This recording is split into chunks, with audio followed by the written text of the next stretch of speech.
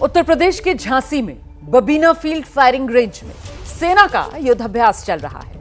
यह युद्धाभ्यास सेना की दक्षिणी कमान के सुदर्शन चक्र कोर द्वारा किया जा रहा है। इसमें नई तकनीक और हथियारों का इस्तेमाल किया जा रहा है। और देखिए, खास बात यह है कि ये जो युद्धाभ्यास है, इसमें डीआरडीओ के साथ साथ जो निजी स्टार्टअप्स हैं, उनके रक्षा उपकरणों का भी इस्तेमाल किया जा रहा है। हम दिखाते हैं आपको हमारी सहयोगी मनु गहलोत की एक खास रिपोर्ट।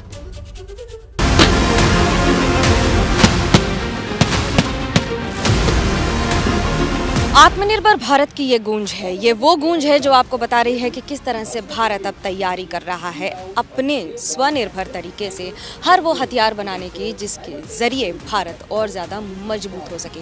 सेना में K9 वज्र का बहुत बड़ा महत्व है, खासतौर से इसलिए क्योंकि ये 360 डिग्री घूमकर करीब 80 किलोमीटर तक की दूरी तक पूरी तरह से निस्तनाबूद कर सकता है अपने दुश्मन को। यही नहीं, इसको भले ही टेक्नोलॉजी इसकी साउथ कोरिया से ली गई हो, लेकिन अब टेक्नोलॉजी का ट्रांसफ़र हो रहा है जिसके जरिए भारत में इसे मैन्युफैक्चर करने की पूरी तैयारी हो चुकी है। K9 की खासियत यह है कि वो दूर दराज इलाकों में, रेतीले इलाकों में, रेगिस्तान के इलाकों में दुश्मन के छक्के छुड़ाने में पूरी तरह से कामयाब रहा है।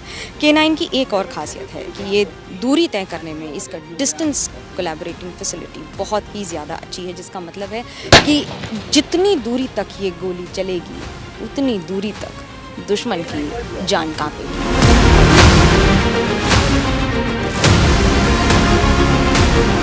युद्ध के दौरान कई बार ऐसी स्थिति आ जाती है जब कोई जवान अंदर या उस इलाके में जाने में सक्षम हो लेकिन जाना सुरक्षित ना हो। ऐसे में अपनी जवान की जान बचाने के लिए रोबोटिक म्यूल्स का इस्तेमाल किया जाता है।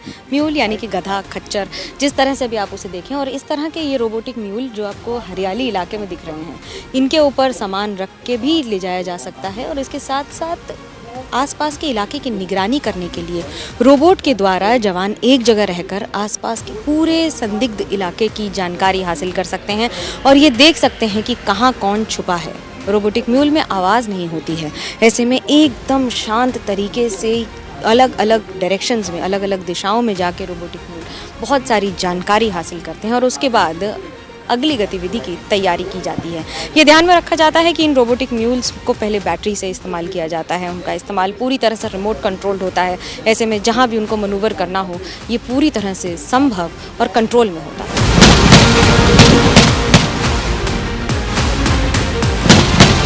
इन्फेंट्री कॉम्बैट व्हीकल, ये वो व्हीकल है जिसके जरिए इन्फेंट्री ट्रूप्स, खासतौर से तब जब उन्हें एक जगह से दूसरी जगह दुश्मन पर हमला करने के लिए चलना पड़े, तो वो उनको लेके जाया जाता है। इसमें एक ICV में करीब 10 जवान जा सकते हैं। ये पानी में अगर फंस जाए तो पानी में रुकेगा नहीं, तैरते हुए, फ्लोट करते हुए निकल जाएगा। तो वहीं बाहर की फायरिंग अंदर नहीं आएगी। इन्फेंट्री कॉम्बैट व्हीकल की खासियत है कि ये पहले तो रशिया के साथ बनाया जा रहा था, लेकिन अब भारत ने खुद बनाना शुरू कर दिया है। और यही आत्मनिर्भर भारत की तस्वीर है। जहाँ तक नजर जाएगी आपको पता लग जाएगा कि इसकी स्टेल्थ, इसकी ताकत आखिरकार है कितनी, क्योंकि ये सीधा अपने टारगेट पर लग के दुश्मन के छक्के छुड़ा देता है।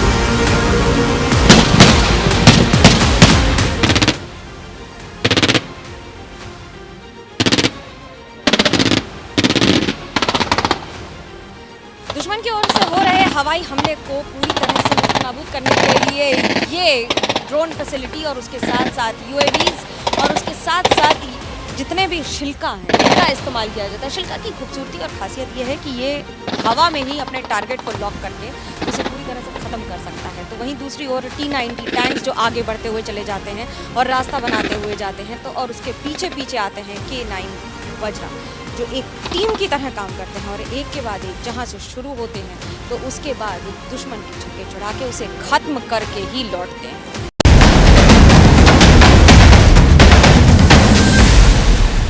ब्लैक हॉर्नेट यानी एक छोटी सी चिड़िया, पर आप कल्पना कीजिए एक ऐसा ड्रोन है जो एक चिड़िया की साइज़ का है और कब कहाँ से कहाँ चला जाएगा पता नहीं लगेगा। ठीक इसी तरह से यह है ब्लैक हॉर्नेट। एक हाथ के साइज़ का ये ड्रोन है और इसकी खासियत ये है कि ये किसी भी इमारत के अंदर जा सकता है, खिड़की के ज़रिए अंदर जाकर अटैक करके अपना काम करके ये वापस आ सकता है। एक खिड़की की भी जगह या फिर एक वेंटिलेटर की जगह जिस भी इमारत में मिल जाए उसी में जाकर ये अपना काम कर सकता है। बैटरी लेंथ इसकी करीब 12 किलोमीटर की हाइट तक जा सकता है, ये दूरी तय कर सकता है। और उसके साथ साथ इसकी खासियत ये है कि ये तकनीक का लेटेस्ट इस्तेमाल है और इसका इस्तेमाल इजराइल ने भी कई अटैक्स में किया है। तो ऐसे में भारत ये बखूबी जानता है कि किस तरह से विदेश में हो रहे, विश्व में हो रहे अलग अलग तरह के युद्ध से सीख लेते हुए भारत अब अपनी कोठरी में भी इस तरह के ब्लैक हॉर्नेट और इन ड्रोन्स को इस्तेमाल करने की पूरी तैयारी कर चुका है। स्वॉर्म ड्रोन्स, जिसका मतलब होता है झुंड में आने वाले ड्रोन्स। इस झुंड में आने वाले ड्रोन्स की ताकत भी किसी झुंड की तरह होती है, यानी कि एक मुट्ठी की ताकत लेकर ये स्वॉर्म ड्रोन्स एक साथ एक इलाके में अटैक करते हैं। इसका इस्तेमाल अभी तमाम युद्ध में किया गया है, खास तौर से इजराइल ने किया है, तो वहीं दूसरी ओर हिजबुल्लाह ने भी किया है। बट स्वॉर्म ड्रोन्स की खासियत ये है कि ये किसी भी तरह से करीब 50 किलोमीटर की दूरी तय कर सकते हैं और एक साथ जब अटैक करते हैं तो इसे कॉम्बैट और कोऑर्डिनेटेड अटैक की तरह से देखा जा सकता है। खास तौर से तब जब आपको ये पता हो कि यहाँ पर वेस्टवर्ड जाते हुए जब दूसरी ओर भारत के लिए पाकिस्तान हो, तो उस समय स्वॉर्म ड्रोन्स की भूमिका कई गुना ज़्यादा बढ़ जाती है, दिन हो या रात हो। सबसे बड़ी चुनौती ये होती है कि रेगिस्तान में कई बार जाते समय आपको समय ज़्यादा लग जाता है, कभी कभी इन इलाकों में, खास तौर से तब जब रेतीले इलाकों से गुजरना बड़ा चुनौतीपूर्ण होता है। तो हवा का इस्तेमाल करते हुए स्वॉर्म ड्रोन्स, यानी एक झुंड में जाने वाले ये सारे ड्रोन्स एक साथ अटैक करने में पूरी तरह से सक्षम होते हैं। ड्रोन कई तरह के होते हैं, जिसमें सबसे महत्वपूर्ण होता है स्पेक्टर ड्रोन। स्पेक्टर ड्रोन की खासियत यह है कि ये दूर दराज इलाके में जाकर आपको लाइव तस्वीरें दिखा देगा कि आखिरकार दुश्मन के इलाके में क्या हो रहा है, जिसके आधार पर अगले कदम लिए जाते हैं। इन्हीं के जरिए टैंक्स के मूवमेंट्स आगे और ज़्यादा आसान हो जाते हैं। पहले ऐसा संभव नहीं हो पाता था, खासतौर से तब जब सेना को अपने इंटेलिजेंस पे पूरी तरह से भरोसा करना पड़ता था और ये जानकारी हासिल करने की कोशिश करनी पड़ती थी कि दुश्मन आखिर है कहाँ। लेकिन अब रियल टाइम में स्पेक्टर ड्रोन्स के जरिए ये जानकारी हासिल हो जाएगी और लाइव तस्वीरें दिख जाएंगी आपको कि आखिरकार कौन कहाँ पर मौजूद है, और उसी तरह से टारगेट ओरिएंटेड अटैक्स किए जाएंगे और उसी के साथ साथ टैंक्स, आर्टिलरी और हर एक तरह का मूवमेंट संभव हो सकेगा।